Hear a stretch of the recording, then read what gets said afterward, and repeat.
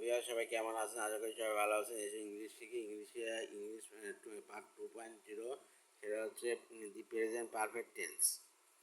দি present perfect tense translation করাচ্ছিলাম। The present perfect টেন্সের translation Bangla চিনিবার উপায়। বাংলা কি আসছে? ইয়াসো, ইয়াসি, ইয়াসে, যাচ্ছেন, ইয়াসো, ইয়াসে, ইয়াসি, মেরেশন, করিনি, করি নাই, খাইনি, খাই নাই, যাইনি, যাই নাই, পড়িনি, পড়ি নাই ইত্যাদি থাকে।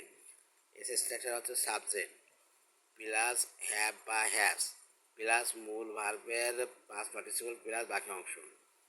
আই, উই, ইউ, দে ও প্লুরালের পরে হ্যাভ বসে। হি, সি, ইট ও থার্ড পারসন সিঙ্গুলার নাম্বারের পরে হ্যাজ বসে।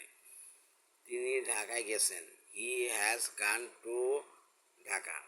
গেছেন মানে পারফেক্ট টেন্স কীভাবে বুঝবো? সেটা হচ্ছে কাজটা করি ফেলাইছে কিন্তু তার ফল এখনও রয়ে গেছে।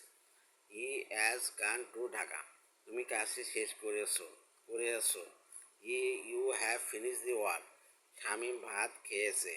Shamim has eaten rice, Sohel বইটি পড়ে আছে। Sohel has read the book. এটা হ্যাজ হয়েছে, মানে হ্যাজ বাই হ্যাভ হবে, কেন সোহেল আছে থার্ড পারসন সিঙ্গুলার নাম্বার, তার জন্য এটা হ্যাজ হয়েছে, হ্যাভ হবে না। তারপর আছে present past participle. Past participle হবে রিড, তাহলে রিড দি বুক। হামিদ তাকে সাহায্য করে আসছিল। Hamid has help you. হামিদের পরে হ্যাজ হয়েছে, তারপর help past participle form help you. সে বাড়ি ফিরিয়েছে। She has return home. তার বাবা একটি বই কিনেছেন। His father has bought a বুক।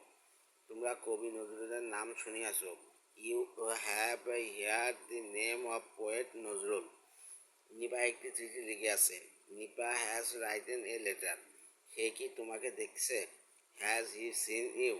হাসান কি বইটি হারিয়েছে? Has Hasan lost the book. বালকেরা কি ক্রিকেট খেলেছে?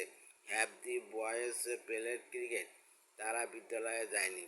দে have not gone to school. আমি ওয়া করিনি। I have not done this. সে ওয়া শুনিনি। He has not hear this. Note হচ্ছে ইন্টারোগেটিভ করার সময় সেন্টেন্সের শুরুতে হ্যাভ বা হ্যাজ বসে। মেয়েটি একটি গান গেয়েছে। দি গার্ল হ্যাজ হবে, মেয়েটি মানে একজন, তাহলে the girl has sung a song. এটাই তো।